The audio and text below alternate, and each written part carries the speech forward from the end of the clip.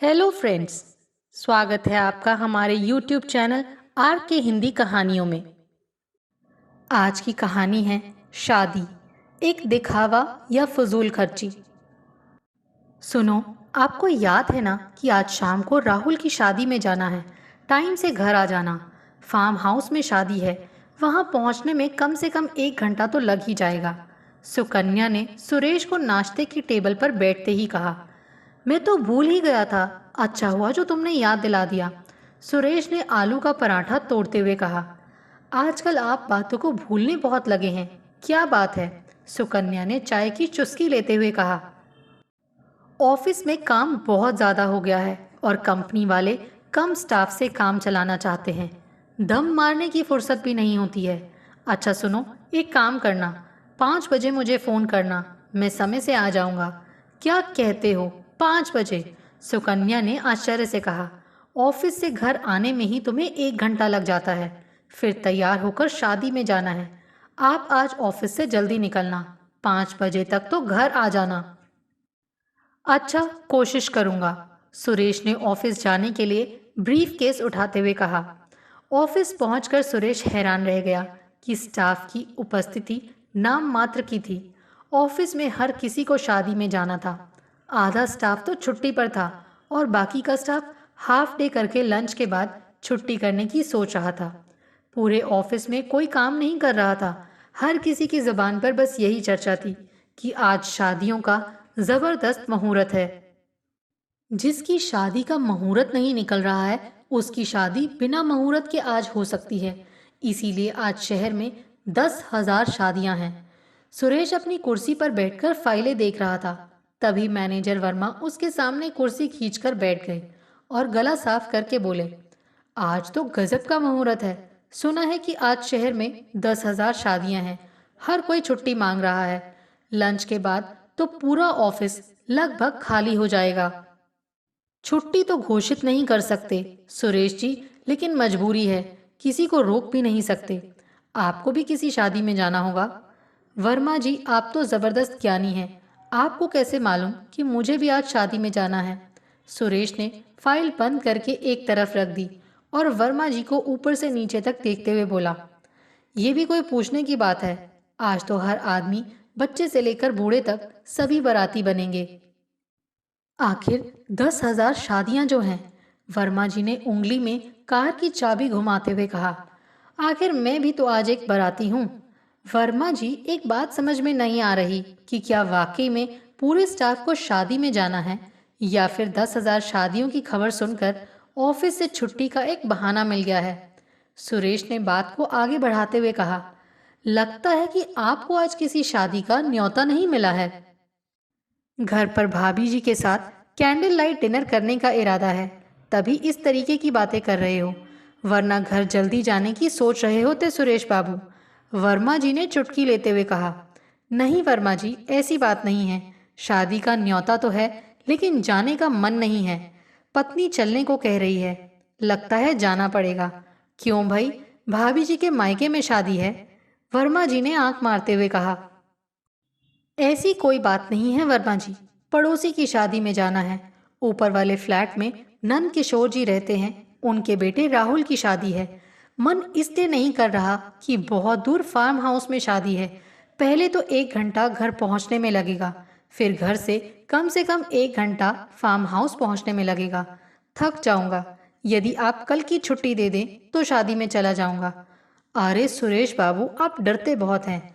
आज शादी में जाइए, कल की कल देखेंगे, कहकर वर्मा जी चले गए। मुझे डरपोक कहता है, खुद जल्दी जाने के चक्कर में मेरे कंधे पर बंदूक रखकर चलाना चाहता है। सुरेश मन ही मन बुदबुदाया और काम में व्यस्त हो गया। शाम को ठीक 5 बजे सुकन्या ने फोन करके सुरेश को शादी में जाने की याद दिलाई कि सोसाइटी में लगभग सभी को नंद किशोर जी ने शादी का न्योता दिया है और सभी शादी में जाएंगे। तभी चपरासी ने कहा, साहब जी, पूरा ऑफिस खाली हो गया है, मुझे भी शादी में जाना है, आप कितनी देर तक बैठेंगे?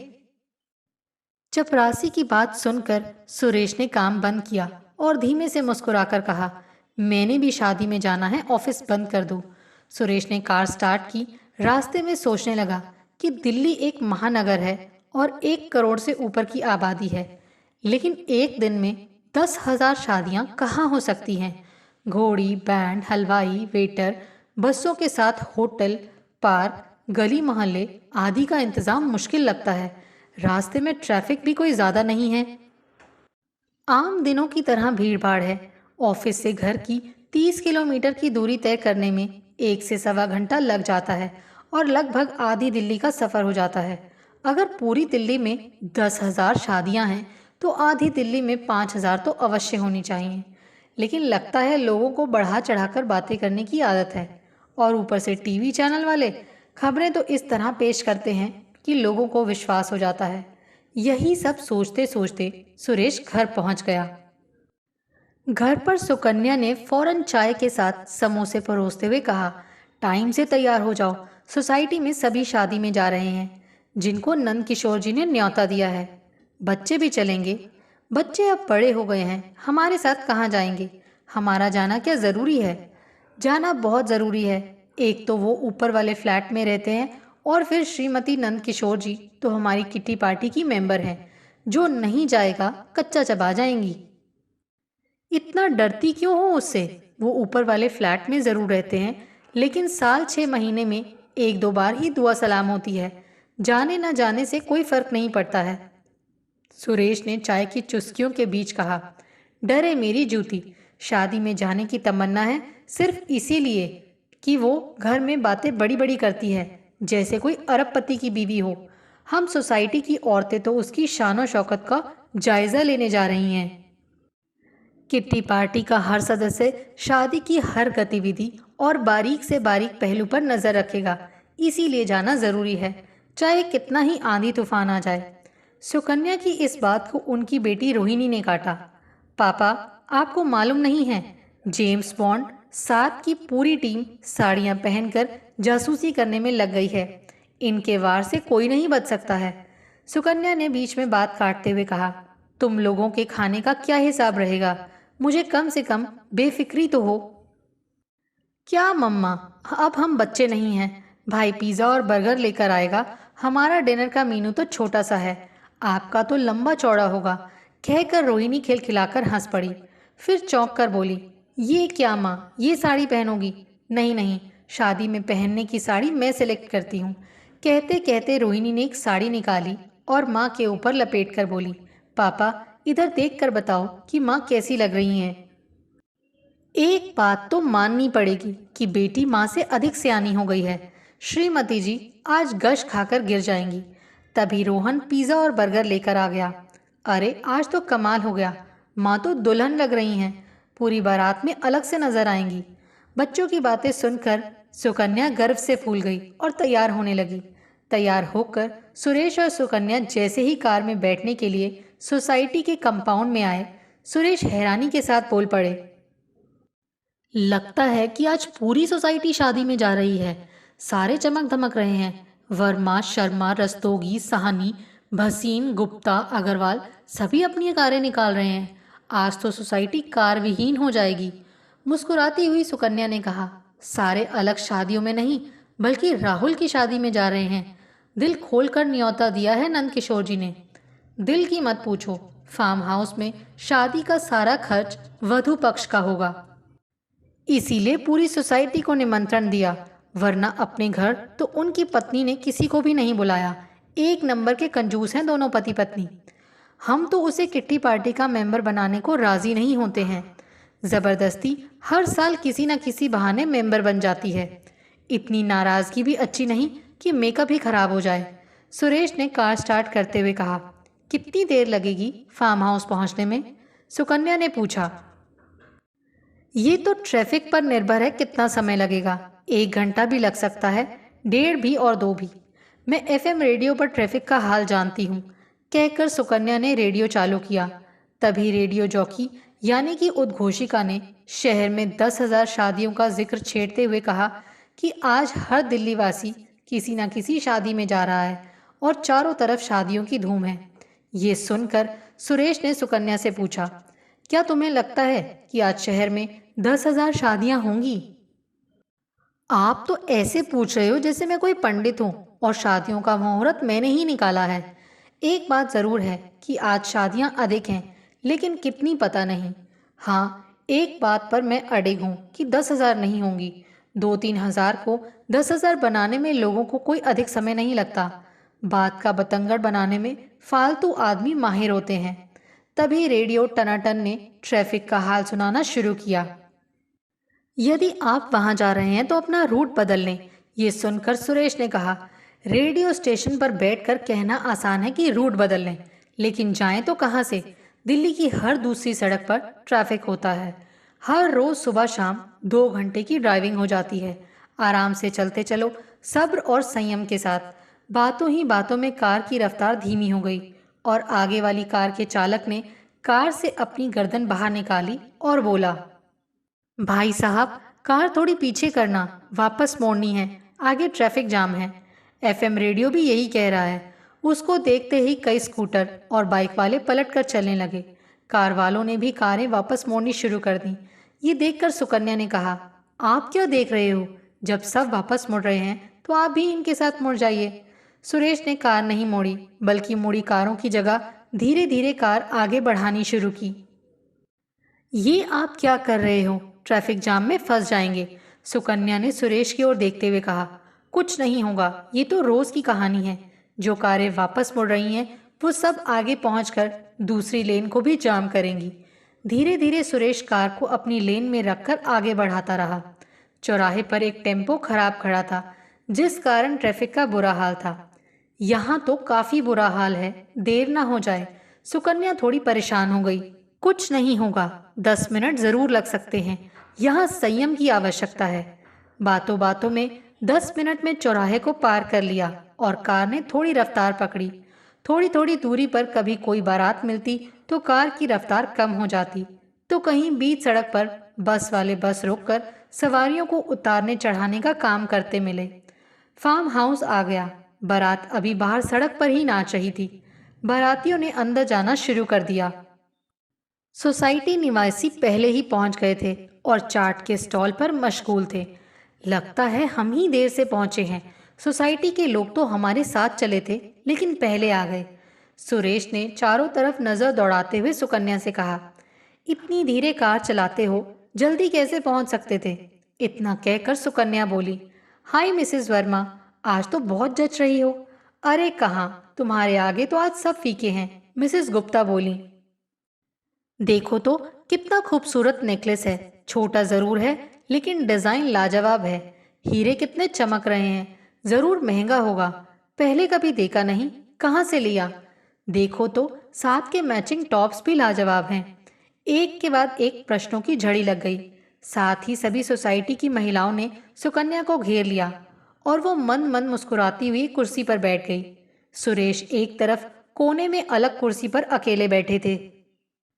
तभी रस्तोगी ने कंधे पर हाथ मारते हुए कहा, क्या यार सुरेश, यहाँ छुपकर चुपके से महिलाओं की बातों में कान अड़ाए बैठे हो? उठो, उधर मर्दों की महफिल लगी है, सब इंतजाम है, आ जाओ। सुरेश कुर्सी छोड़ते हुए कहने लगा, रस्तोगी मैं पीता नहीं हूँ, तुझे पता है। क्या करूँगा महफिल में जाकर? आओ तो सही, गपशप ही सही। मैं कौन सा रोज पीने वाला हूँ? जलजीरा, सॉफ्ट ड्रिंक सब कुछ है। कहकर रस्तोगी ने सुरेश का हाथ पकड़कर खींचा और दोनों महफिल में शरीक हो गए, जहां जाम के बीच में ठहाके लग रहे थे। यार, नंद किशोर ने हाथ लंबा मारा है। सब कुछ लड़की पक्ष वाले कर रहे हैं। फार्म हाउस में शादी, पीने का, खाने का इंतजाम तो देखो। अग्रवाल ने कहा, अंदर की बात बताता हूँ, सब प्यार मोहब्बत का मामला है। सहानी बोला, अम्मा यार, पहेलियां बुझाना छोड़कर जरा खुलकर बताओ, गुप्ता ने पूछा। राहुल और ये लड़की कॉलेज में एक साथ पढ़ते थे, वहीं प्यार हो गया। जब लड़का लड़की राजी तो क्या करेगा काजी। थक हार कर लड़की के बाप को मानना पड़ा। सहानी चटकारे लेकर प्यार के किस्से सुनाने लगा। फिर मुड़कर सुरेश से कहने लगा, अरे आप तो मन मन मुस्कुरा रहे हैं, क्या बात है, कुछ तो फरमाइए। मैं सोच रहा हूँ कि क्या जरूरत है शादियों में फजूल का पैसा लगाने की। इसी शादी को देख लो। फार्म हाउस का किराया, साज सजावट, खाने पीने का खर्चा, लेन देन, गहने और ना जाने क्या क्या खर्च होता है। सुरेश ने दार्शनिक भाव से कहा, यार जिसके पास जितना धन होता है शादी में खर्च करता है, इसमें फजूल खर्ची की क्या बात है। आखिर धन को संचित ही इसीलिए करते हैं। अग्रवाल ने बात को स्पष्ट करते हुए कहा। नहीं, धन का संचय शादियों के लिए नहीं, बल्कि कठिन समय के लिए भी किया जाता है। सुरेश की बात बीच में काटते हुए गुप्ता बोला, देख, लड़की वालों के पास धन की कोई कमी नहीं है। समंदर में से 2-4 लोटे निकल जाएंगे तो कुछ फर्क नहीं पड़ेगा।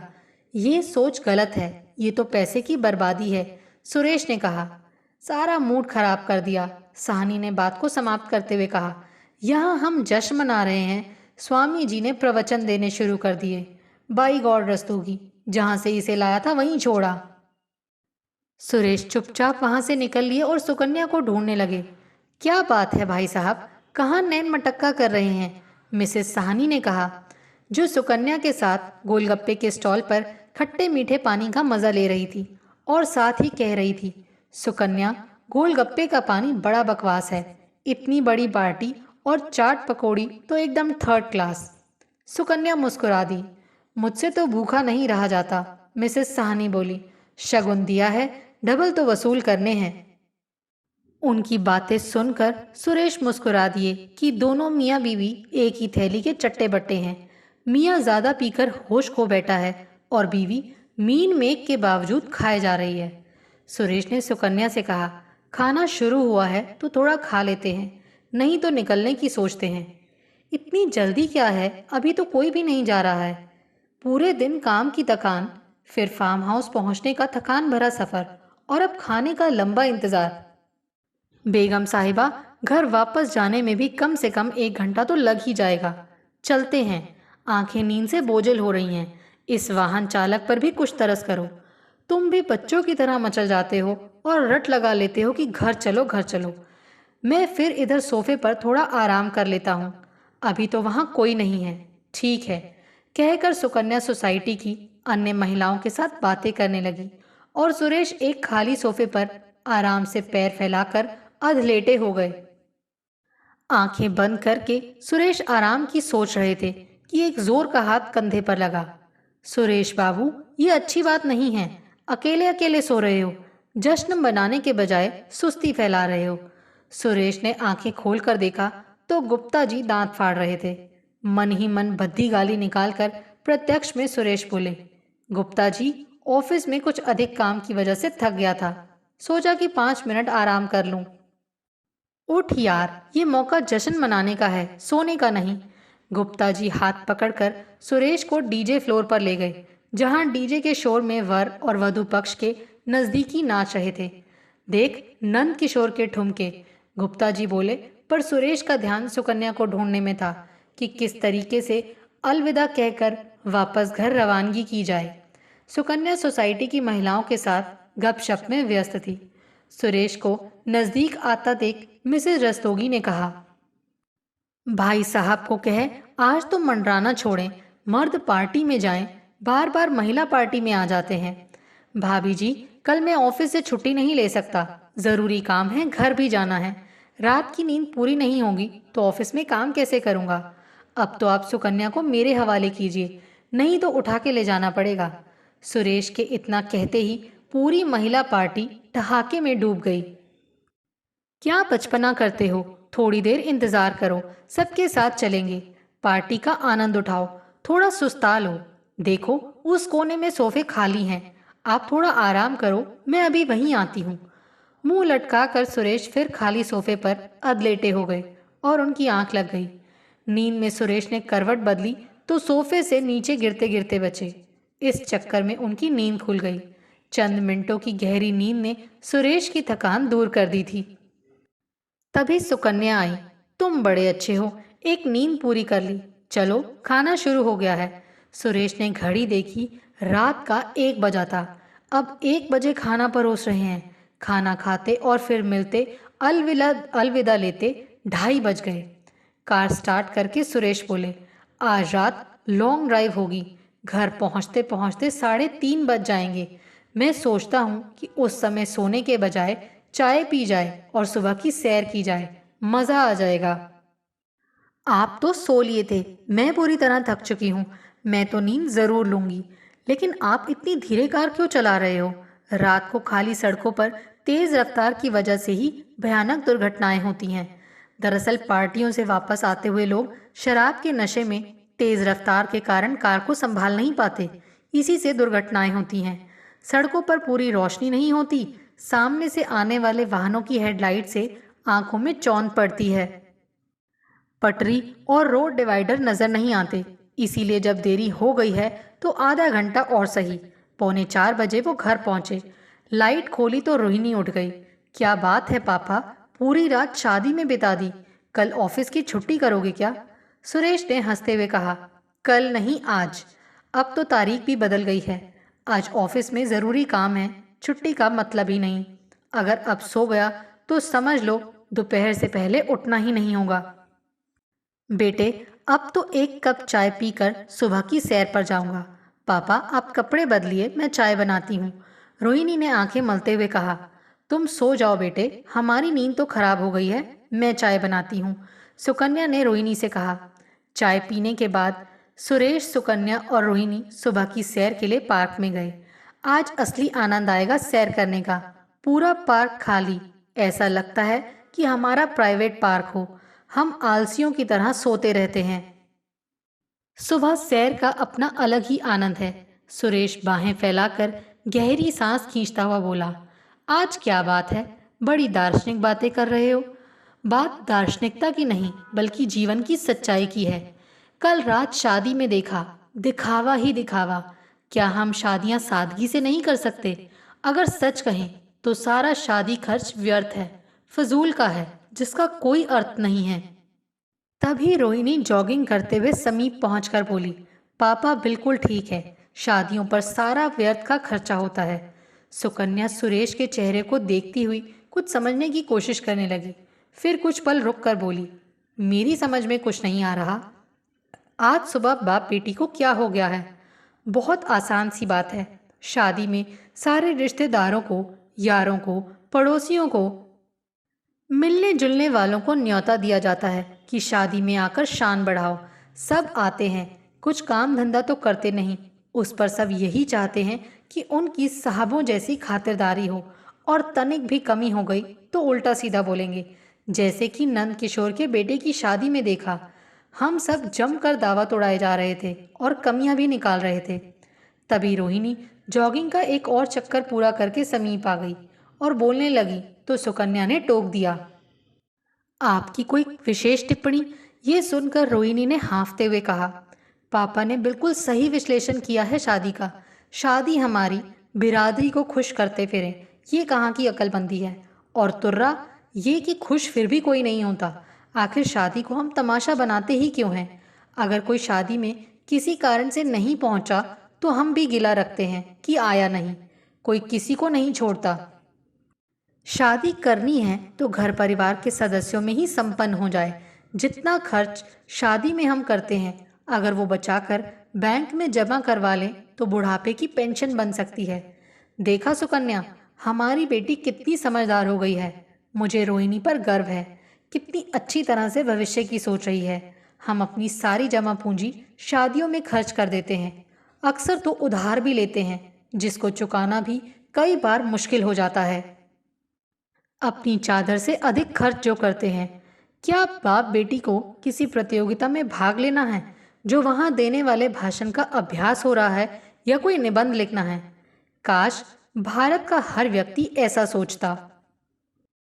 आपको हमारी ये कहानी कैसी लगी, प्लीज कमेंट करके जरूर बताइए। अगर आप इस चैनल पर नए हैं तो इसे सब्सक्राइब करें और शेयर करें।